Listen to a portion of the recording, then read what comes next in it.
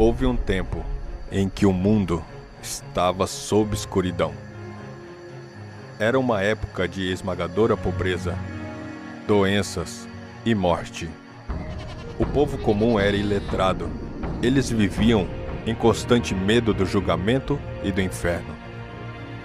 A igreja oficial controlava todos os aspectos da vida, desde o nascimento até a morte. E por um preço, os padres asseguravam uma vida futura melhor. Mas tudo isso mudou com o surgimento de uma luz na Inglaterra. Mentes foram despertadas, e uma vez que a luz da reforma foi acesa, ela nunca mais seria apagada. Esta é uma história de coragem e força contra toda oposição, a queima de hereges e daqueles que arriscavam suas vidas para seguir a luz. É uma luta por ideias, sobre as almas de homens, seus sonhos e propósito na vida. A igreja reagiu, caçando e matando qualquer pessoa que apoiasse essas novas crenças radicais. Junte-se a nós, enquanto descobrimos as vidas heróicas daqueles que lideraram este movimento e mudaram o mundo para sempre. Essa é a história da luz desacorrentada.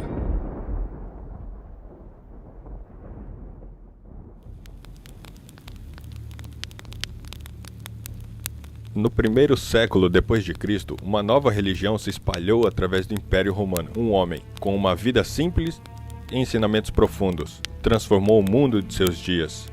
Seu nome era Jesus Cristo. Ele se proclamou Filho de Deus e partilhou uma mensagem que mudou vidas e deu esperança a muitos.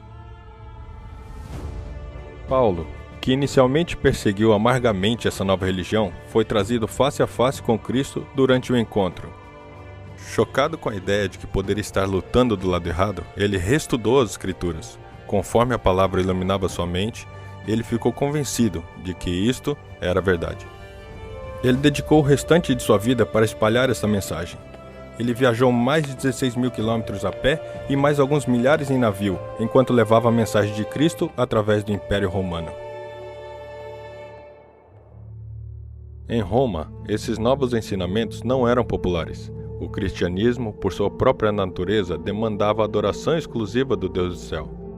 Deidades pagãs das tribos ao redor da Ásia Menor se confundiam com os deuses romanos Juno, Netuno e Marte. Até mesmo alguns dos imperadores eram considerados deuses. Mas os cristãos chamavam essas deidades de falsos deuses. Não é difícil de imaginar porque o cristianismo se tornou muito impopular em Roma pagã.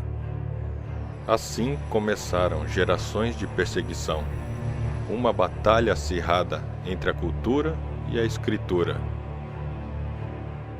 paganismo e a verdade. Tais filosofias não podem coexistir, assim como a luz e a escuridão não coexistem juntas. Então Paulo foi preso, levado por esta via, para aguardar por seu julgamento em Roma.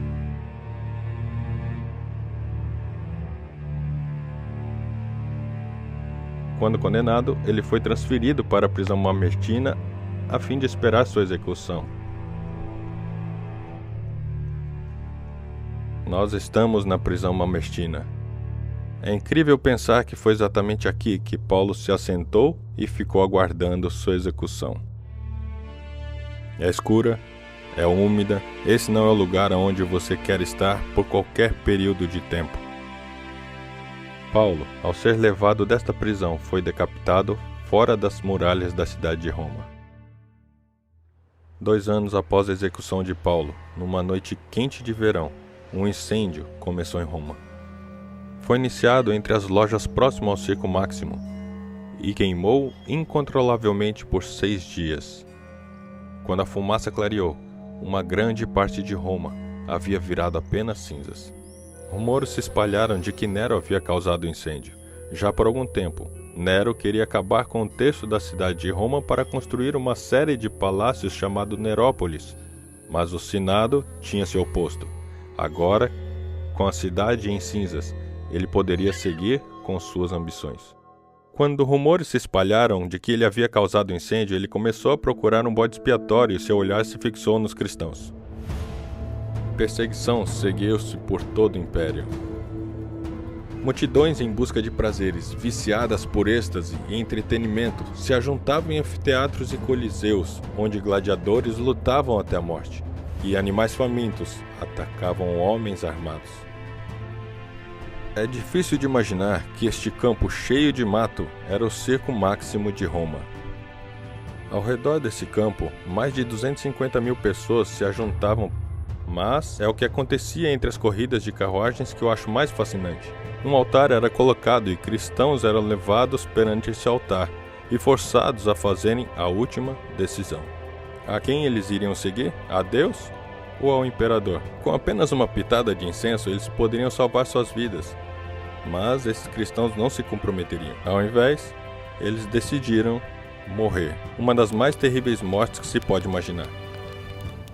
Um homem idoso, Policarpo, um líder na igreja cristã primitiva, foi levado a um anfiteatro cheio de milhares de pessoas sedentas por sangue. A atmosfera mudou quando a multidão viu este homem idoso sendo arrastado até o altar pagão ao centro. O procônsul, querendo salvar sua vida, lhe ofereceu a liberdade se ele apenas colocasse uma pitada de incenso no altar. Mas Policarpo recusou. 86 anos tenho eu servido a ele e nunca me fez nada errado. Como posso eu negar meu senhor agora? Ele escolheu morrer. O fogo foi aceso, mas o vento soprou as chamas para longe dele. Conforme a multidão começou a expressar simpatia por ele, um soldado se aproximou e enfiou uma espada ao seu lado. O impacto sobre os espectadores ao assistirem esses primeiros cristãos morrerem era evidente. Foi dito que o sangue dos mártires é semente, e quando um morria, muitos mais se levantavam para tomar o seu lugar. Durante os próximos 200 anos, a perseguição aos cristãos continuou em várias partes do Império Romano. Mas em 284 d.C., quando Diocleciano subiu ao poder, os cristãos enfrentariam a pior perseguição que eles haviam experimentado até agora. O Império Romano estava à beira de colapso.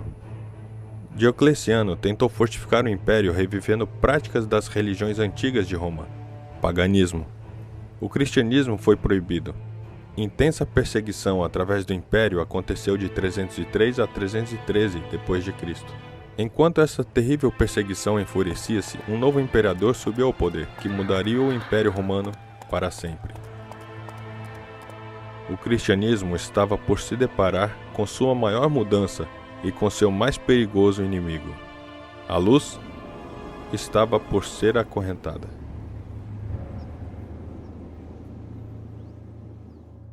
O ponto de mudança aconteceu quando Constantino se preparava para batalhar contra Maxêncio, um rival ao trono.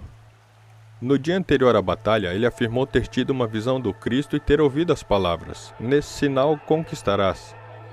Sendo um homem de ação, ele voltou suas tropas e mandou que colocassem o sinal da cruz nos escudos e também fez disso um dos estandartes para ser levado na batalha. No próximo dia, quando o exército de Constantino marchou contra Maxêncio, o inimigo foge, batendo em retirada, e o próprio Maxêncio se afogou no rio aqui embaixo. Isto convenceu Constantino de que o cristianismo era a religião verdadeira. Ele fez com que seus soldados marchassem pelo rio e disse a todos eles que agora eles eram cristãos batizados, e ele mesmo se diz um seguidor de Cristo. Quando o sol se põe naquele importante dia, poucos perceberam a significância do que havia acabado de acontecer. Constantino e Roma estavam abraçando o cristianismo. O mundo nunca mais seria o mesmo novamente. Em 330 d.C., Constantino mudou a capital do Império Romano para um local estratégico no leste. Ele colocou seu próprio nome na cidade, chamando-a de Constantinopla. Hoje é conhecida como Istambul, na Turquia. Por quase 8 séculos, Constantinopla era a mais rica e maior cidade da Europa. Era também tida como possuindo as mais avançadas defesas de todas as cidades do Império. Constantino também lançou o Edito de Milão, que legalizou o cristianismo e apoiou aqueles que o praticavam.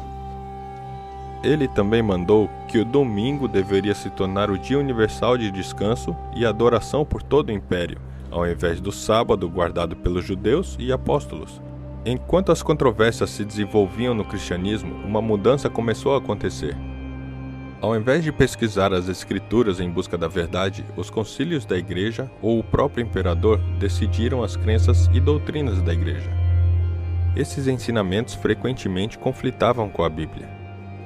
Durante os séculos seguintes, um grande abismo começou a se formar. Aqueles que se recusaram a permitir que outros determinassem suas crenças bíblicas continuaram a ser perseguidos. A igreja se dividiu entre a igreja autorizada pelo governo e um movimento subterrâneo de crentes espalhados pela Europa.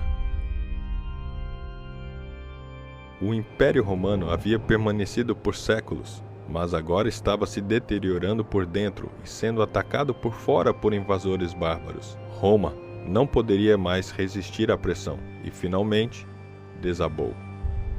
Enquanto o império declinava, em seu lugar, a igreja em Roma se ergueu.